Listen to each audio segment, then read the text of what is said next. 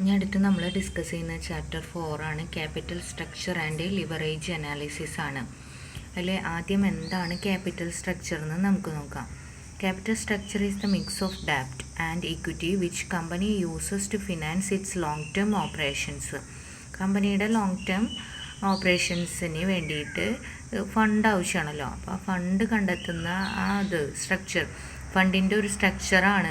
അതായത് നമുക്ക് total available ആയിട്ടുള്ള ക്യാപിറ്റൽ ഏതൊക്കെ രൂപത്തിലാണ് ഇരിക്കുന്നത് അതിൻ്റെ ഒരു structure.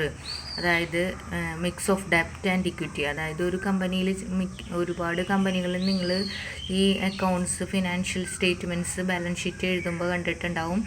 Capital, equity capital, preference capital, bonds, അതുപോലെ ഡിബഞ്ചേഴ്സ്, ലോൺസ് ആൻഡ് അഡ്വാൻസസ് എന്നൊക്കെ പറഞ്ഞിട്ട് എഴുതിയിട്ടുണ്ടാവും.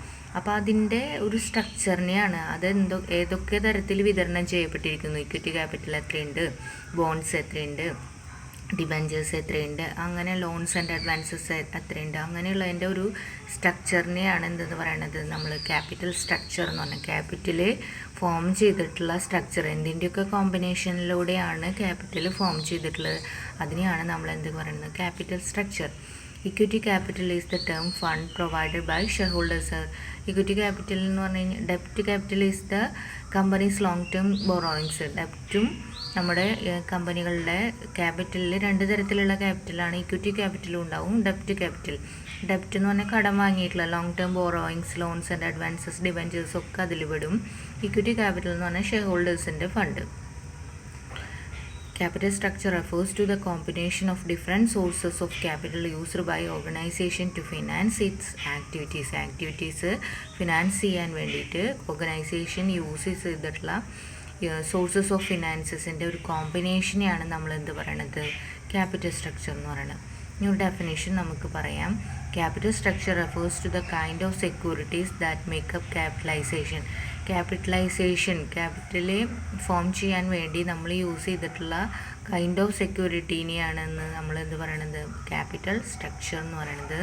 ഇനി അടുത്തത് ജസ്റ്റ് നമുക്ക് ക്യാപിറ്റലൈസേഷനും ക്യാപിറ്റൽ സ്ട്രക്ചറും തമ്മിലുള്ള ഡിഫറൻസ് എന്താണെന്ന് നോക്കാം.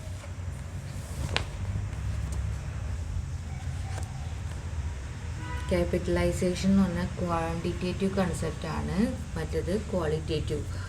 ക്യാപിറ്റലൈസേഷൻ എന്ന് പറഞ്ഞാൽ നമുക്ക് എമൗണ്ട് ക്രിയേറ്റ് ചെയ്യാനാണ്. മറ്റേത് ക്വാളിറ്റേറ്റീവ് എന്ന് പറഞ്ഞു കഴിഞ്ഞാൽ എന്തൊക്കെ വേണം, ഇക്വിറ്റി വേണോ, ഡെപ്റ്റ് വേണോ എന്നൊക്കെയുള്ള. അപ്പോൾ ക്വാളിറ്റിയാണ് അതിൻ്റെ എന്ന് പറയുന്നത്. ഇനി narrow sense it is the total amount of capital riser through shares. Total എത്ര എമൗണ്ട് ടോട്ടൽ ക്രിയേറ്റ് ചെയ്തു എന്നുള്ള ഒരു ക്വാണ്ടിറ്റിയാണ് ഇമ്പോർട്ടൻസ്. മറ്റു മേക്കപ്പ് ദാറ്റ് ക്യാപിറ്റൽ സ്ട്രക്ചർ എന്ന് പറഞ്ഞു കഴിഞ്ഞാൽ മേക്കപ്പ് ഓഫ് ക്യാപിറ്റലൈസേഷൻ, അതായത് ഷെയർസ് ആണോ, മറ്റേ എത്ര എണ്ണത്തിനാണിത്, മറ്റ് എങ്ങനെയൊക്കെ നമ്മൾ ഇത് ക്രിയേറ്റ് ചെയ്തു എന്നാണ്. ഷെയർസ് ആണ്, ഡിബഞ്ചേഴ്സ്, ബോൺഡ്സ്, ലോൺസ്, അതിൻ്റെ വെറൈറ്റിയാണ്. മറ്റേത് എത്ര എമൗണ്ട് എന്നാണ് ഇമ്പോർട്ടൻസ് കൊടുക്കുന്നത്. ഇനി ബോർഡ് സെൻസിൽ ക്യാപിറ്റലൈസേഷൻ എന്ന് പറഞ്ഞാൽ കുറച്ച് വലിയ കൺസെപ്റ്റാണ്. it refers to determination of total needs of capital. എത്ര ടോട്ടൽ നീഡ്സ് ഉണ്ട്, ഇറ്റ് സ്ട്രക്ചർ എന്താണ്, അറേഞ്ച്മെൻറ്റ് ഓഫ് ഫണ്ട് എങ്ങനെയാണ്, it includes capital structure itself. അതായത് ക്യാപിറ്റലൈസേഷൻ എന്ന് പറഞ്ഞു കഴിഞ്ഞാൽ ക്യാപിറ്റൽ സ്ട്രക്ചറിനേക്കാൾ ഇമ്പോർട്ടൻ്റ് അല്ല, വലിയൊരു കൺസെപ്റ്റാണ്. ഈ ക്യാപിറ്റലൈസേഷനിൽ ഇൻക്ലൂഡഡ് ആയ ഒരു കൺസെപ്റ്റ് മാത്രമാണ് എന്ത് ക്യാപിറ്റൽ സ്ട്രക്ചർ എന്ന് പറഞ്ഞു കഴിഞ്ഞാൽ. അതായത് ഇൻക്ലൂഡഡ് ആണ് റേഷ്യോ ബിറ്റ്വീൻ, എങ്ങനെയാണ് ആ സ്ട്രക്ചർ ഡിറ്റർമിൻ ചെയ്യുന്നത്, എന്തൊക്കെയാണ് അതിൽ ഇൻക്ലൂഡഡ്. അതായത് it determines the ratio in which the capital is contributed by different sources. ആ സോഴ്സസ് അതായത് നമ്മൾ ഷെയർസ്, ഡിബഞ്ചേഴ്സ്, ബോൺഡ്സ്, ലോൺസ് അതൊക്കെ എത്ര കോൺട്രിബ്യൂട്ട് ചെയ്യുന്നു, എത്ര പെർസെൻറ്റേജ് ഉണ്ട്, അത് ആ റേഷ്യോ കാണിക്കുന്ന ഒരു ഇതാണ് എന്ത് ക്യാപിറ്റൽ സ്ട്രക്ചർ എന്ന് പറഞ്ഞാൽ. മറ്റേനേക്കാൾ നാരോ കൺസെപ്റ്റാണ്. ക്യാപിറ്റലൈസേഷനിൽ ഇൻക്ലൂഡഡ് ആയ ഒരു കൺസെപ്റ്റ് മാത്രമാണ് എന്ത് ക്യാപിറ്റൽ സ്ട്രക്ചർ.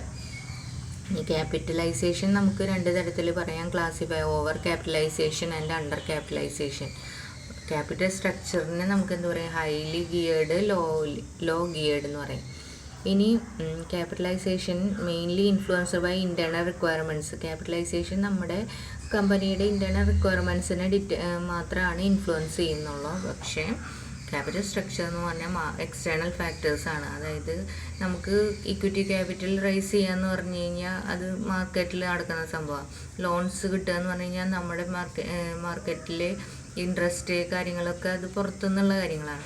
മാർക്കറ്റ് കണ്ടീഷനെ ഇൻഫ്ലുവൻസ് ചെയ്യുന്ന ഇൻവെസ്റ്റേഴ്സിൻ്റെ സൈക്കോളജി, ഗവൺമെൻറ് പോളിസി ഒക്കെ ഇൻഫ്ലുവൻസ് ചെയ്യുന്ന ഒരു കൺസെപ്റ്റാണ് ക്യാപിറ്റൽ സ്ട്രക്ചർ എന്ന് പറഞ്ഞു കഴിഞ്ഞാൽ.